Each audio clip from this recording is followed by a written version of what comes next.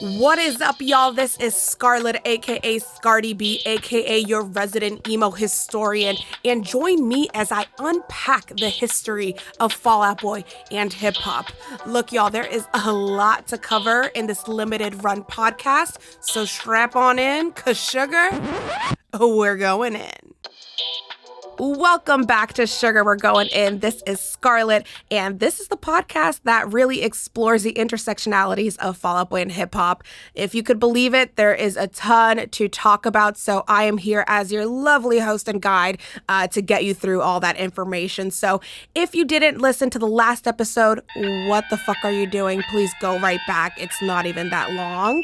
But I'm going to break it down and wrap some things up for you just so that you are ready for this episode, which really covers 2005, which was a huge, ginormous year for Fall Out Boy. So in 2004, we talked a little bit about the start of Decay Dance Records. Really, that got its teeth and legs in 2005. But in 2004, this is when Travi and Pete were all getting that collective together. We heard from Pete's manager, as well as Pete, about how important that time was when Decay Dance Records was forming. And we'll hear about Decay Dance Records well through 2008 and beyond with everything that it has to give, this story, this journey, this everything going on with Fall Out Boy and hip hop.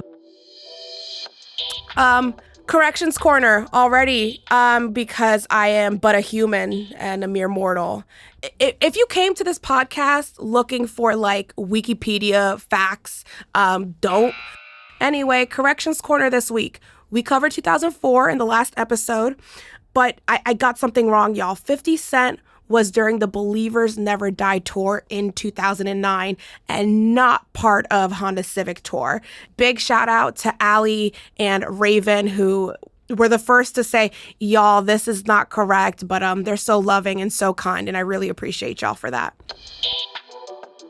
Anyway, welcome to 2005. This episode really sets the tone for the explosion that happens with Fall Out Boy, and then obviously how they got connected to the mainstream and then started getting more instilled in the hip hop culture. So in development right now is Jay-Z becoming president for Def Jam, and I really just wanted to put that out there because, again, it is a really big stepping stone for what happens next.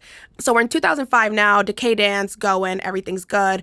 Fall Out Boy is gearing up to put out From Under the Cork Tree that spring. And before things get wild, coming up, I really wanted to remember where they came from when recording Take This to Your Grave. Conditions were dire, okay, y'all? Like, if Patrick was 19 when Take This to Your Grave came out, that means that he was an 18-year-old drummer turned singer turned newly legal adult in all the same year. Pete and Patrick have both described in detail what they went through, even to get to 2004 into 2005. So this is Pete from The Blair Show in 2004. He goes, "There was no money to eat. We were at a spot that paid bands in sodas to record, but we asked them if they could pay us in PB&Js to get through, okay? The gutter, the bottom, okay?" And I know there is a story where Patrick would steal Pete's ketchup and Joe's bread, or vice versa, to like get through the day. Allegedly. I'm sprinkling in the allegedly. You don't hear it. Maybe now you do. Allegedly. But I like to think that did happen because they are extremely hard workers and everybody went through that struggle.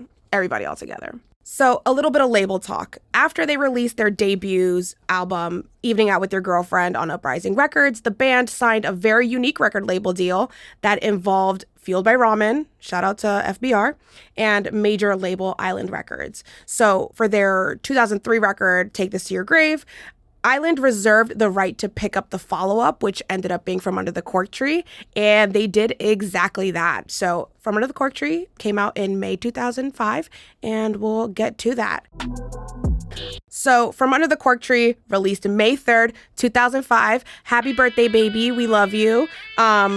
If you don't go absolutely bonkers when the cameras start going off at the beginning of the first song, I don't know what to tell you. The lead single for From Under the Cork Tree was Sugar, We're Going Down. Sound familiar? You maybe know it. And that came out on April 4th, 2005. So it came out just a little bit before the album to promote what was happening. So Sugar We're Going Down is such an important track for this album, if not this entire podcast, because it really just launches and catapults Fall Out Boy into mainstream success. Let's dive into the hip hop part. So before we even get too into the nitty gritty, let's talk about Pete and hip hop, right? So Pete was on this legendary episode of Hype Men, and you can't even find it on. Like, I had to really dig for this interview online, y'all, because it is not available anywhere. But it was an hour of absolute goodness. And he talks about getting his start in loving hip hop with Vanilla Ice. He had the hammer pants and everything. He was listening to Q-Tip, NWA, Tupac, just West Coast gangster rap that he had absolutely nothing to do with as a Chicago suburban boy. He really attests that hip hop is like the new level to punk. Like, as a punk band leader and, you know, has been in a ton of punk bands, hip hop is definitely talking about the same social, economic things that, you know, punk bands also sing about. So I think that there was a lot of correlation there. And some of the first rappers that got onto Fall Out Boy, I mean, it's not a surprise. Chicagoan Lupe Fiasco was one of the first people that really like tapped into what Fall Out Boy was doing. And Lupe Fiasco will actually come up a couple times later because he ends up working with Patrick on his album The Cool, but we'll talk about that later. So Pete, when asked about the Jay-Z Unplugged and just Jay-Z in general, he says that something that he loves about Jay-Z is that he is someone that takes a genre and builds off of it, gives and makes it better so that you don't become this, you know, stagnant enigma in just like culture. And culture was changing quick at that time. Speaking of Jay-Z, Jay-Z and Beyonce came to see Fall Out Boy play in New York as early as 2005 when Sugar We're Going Down was making it really big. I mean, think about going to a Fall Out Boy show and like Jay-Z and Beyonce are side stage. There's an article that quotes Jay-Z as being stunned with how all the kids knew the words and knowing that he was like witnessing something really big. So this is what I talk about, a tastemaker, someone really tapped in. And this comes from a Herald Tribune article, which is like no longer online. I tried the Wayback Machine, so leave me alone. So this is all I can give you right now. But here's a quote from Jay-Z. I went to see them at Irving Plaza in Manhattan, and everyone knew the words and was singing. It was a cult following. This is not the first time that someone calls Fall Out Boy a cult. I watched them and thought, these guys are stars. This is genuine. I would definitely get that as a chest tat if Jay-Z said that about me. The band is no stranger to Jay-Z either. So Pete's been holding up the rock sign as early as Warped Tour. So this was back in 2003, 4, when they were really on that circuit. So you can imagine Pete Wentz throwing up the rock at like Camden, New Jersey Warped Tour and having thousands of kids do it back. And I remember in 2007 when I went to go see them, he would do this part during the set where it's like, please stand for your Pledge of Allegiance. Please stand for your anthem. And it would be, where is your boy tonight? But he would make all these suburban kids throw up the rock. I was just learning what the rock was, but I was throwing it up, baby. So here's like little baby Scarlett, 12 years old with like her mom next to her, just like throwing up the rock at a Fall Out Boy show. But apparently one of those photos of him throwing up the rock is hanging in Jay-Z's office. Pete isn't the only one getting love from Hove, all right? So there's a Hype Men podcast interview with Patrick. Again, dove so deep to find this interview, y'all. But it's super worth it. It's about an hour. And he says that the meeting with Jay-Z was the coolest meeting I've ever had. He's a very simple man. I'm talking about Patrick, not Jay-Z. He says that it was me and my girlfriend in New York City, like one of the first times that I like bring her around the office. And as he was arriving, Gwyneth Paltrow was leaving the office. So already the points are like off the chart, right? It's Friday, so he sits down, it's Friday, and he says that Jay-Z pulls out the wine. And I really want to do a good Jay-Z right now, but it's like, no, I can't even, I'm not even going to do it. But Jay-Z pulls out the wine, and Patrick just said that he looked so baller. Like his girlfriend was like, damn, is this like every day for you? I'm sure his girlfriend also did not sound like that, but I'd like to imagine that that's exactly how it went. But this meeting was very, very fruitful for a ton of stuff that Patrick did moving forward. Something that you might not have known, y'all. Lock in for this. Patrick was called to do a hook a verse, a something on Kingdom Come, the album. Patrick is getting this demo played for him at the office, and Jay goes, I like everything about this song. By the way, it's Chris Martin on the hook, but he's not sold on it. Okay, so can you imagine Patrick having to out Chris Martin, that's how he put it. And this is the year that he broke, so his confidence is building. There's areas of opportunity, and he says about the experience about writing that verse, that hook, he had the worst writer's block and didn't come up with anything that made the final cut. So we could have had, I'm not gonna scream, we could have had Patrick on Jay-Z's Kingdom Come. But you know what, Papi? It's okay. We love you. It's fine. So he didn't write anything that made the final cut. He totally choked, and he said that he just like kind of slumped into a corner during the rest of the recording. But during that session, there were also other folks in the room who were working on the album, the song. Swiss Beats, nuts. Timbaland, crazy.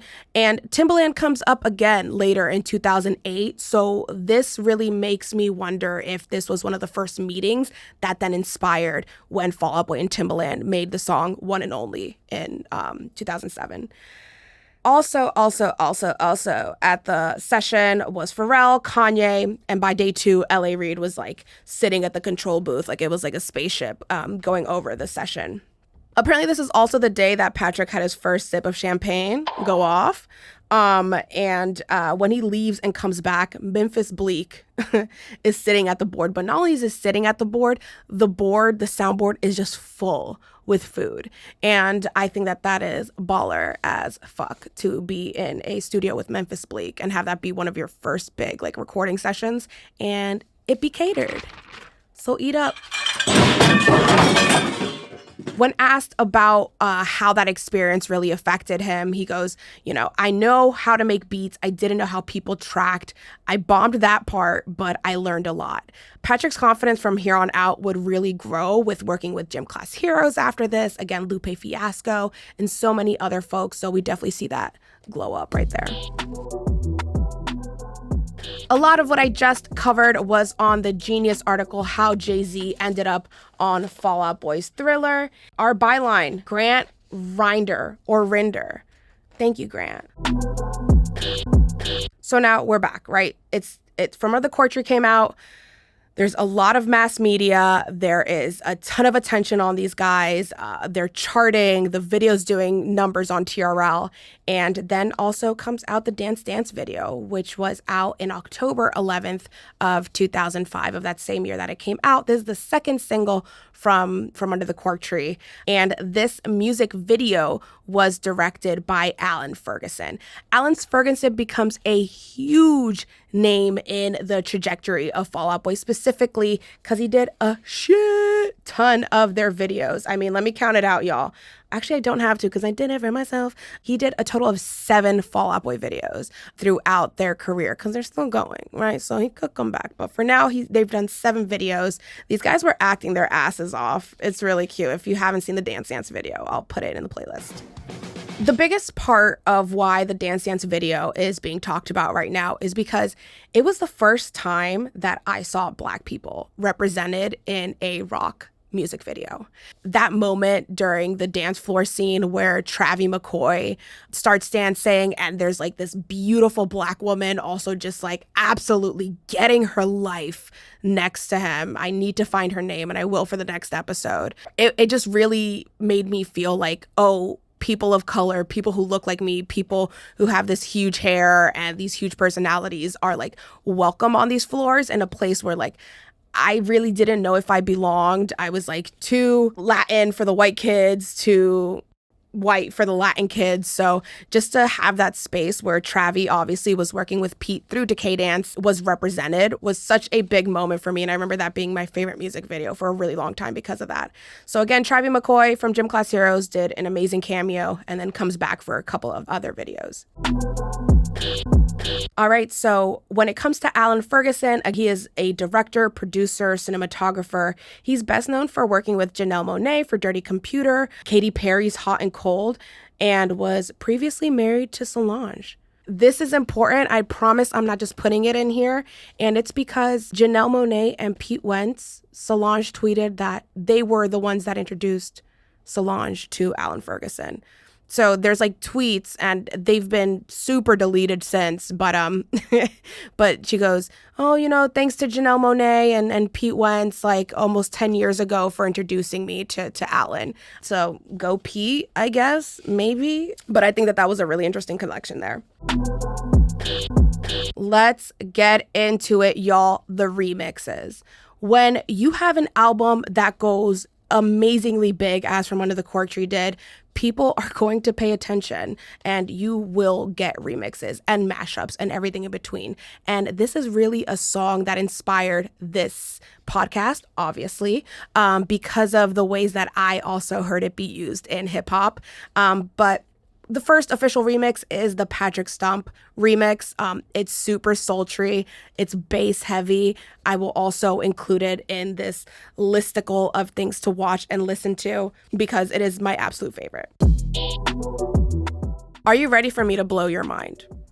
I have information from this Patrick Hype Man interview that rattled me to the bone. I will never sleep again. I will have cold sweats for the rest of my life.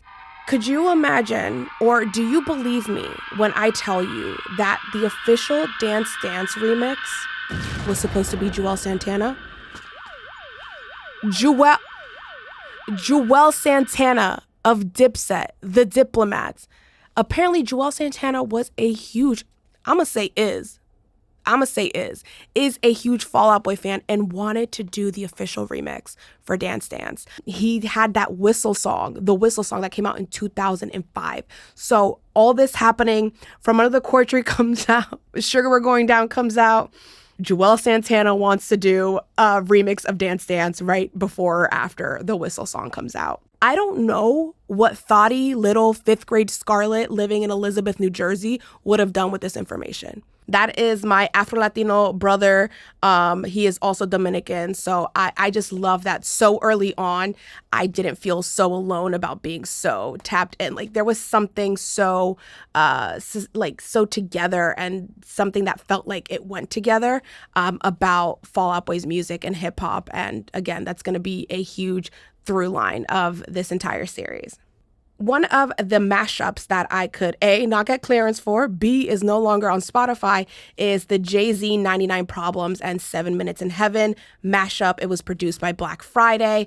I did find a YouTubingtons of it, so again, I will include it for you to listen, but it's just super exciting, again, to hear these mashups because it won't be the last time that we hear like official mashups with Fall Out Boy and hip-hop artists. There was a gigantic mashup mixtape that comes out, I believe, in 2007 with all Kanye West and all Fall Out Boy songs. And I'll be able to grab that for y'all as well. But this is definitely the start of people really seeing these songs go together and making official mashups out of it.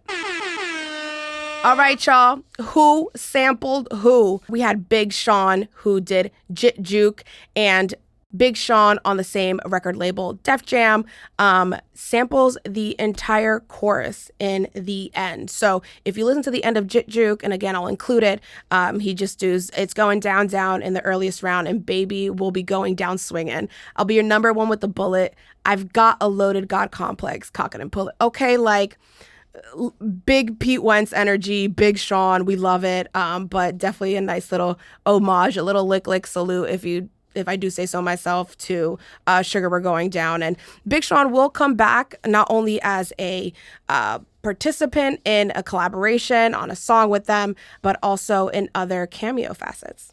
A rapper named Lil Aaron in 2017. The song's called Top 8. It's McMiddingtons, and he basically just ripped the whole thing. Good job, Lil Aaron. Russ, You Coulda Left Me Alone came out in 2020. So this is one of the most recent ones. And it just takes the entire chorus. And I think that's super sweet because he probably got clearances for it. So like, good for you, Russ, as an independent artist, clearing that shit. But these are 3 really big examples of this. And then The fourth example is a sample of Dance Dance by Machine Gun Kelly in Body Bag, but we don't give a so thank you, Machine Gun Kelly, for your service or whatever. Well, y'all, this has been Sugar We're Going In, and we did indeed go in. And next is 2006. Right? So this is really the beginnings of Patrick Stump producing in a really, really large way while he's working with Fall Out Boy. We're talking about Lupe Fiasco. We're talking about Gym Class Heroes and Travie McCoy, Travie Back. That 2006 was so critical to A, Gym Class Heroes, B, Fall Out Boy, and C, honestly, society. Thank you and you're welcome. Anyway, I hope that y'all enjoyed this and continue to listen in. If you like what you heard or you want to hear more of these songs or listen to them for the first time, again, I'm going to have a playlist on my website where you can hear the songs, the mashups, the remixes, where available. Big asterisk, because the internet, Al Gore's good internet, has me down bad with trying to get clearances for this stuff. So I cannot and will not play it on the podcast. Unless, like Patrick's like, yeah, Scarlett, she's so amazing. Like, you should totally play it. So you can go to the website to listen to that. But I have a question for y'all before we go, because we need to figure out what we are calling fans of this podcast, all right? So here's a poll. Press 1 for Sugars. Press 2 for Sugies. Press 3 for Shuggy Woogies. And press 4 for Other. And then let me know what the other is. Okay.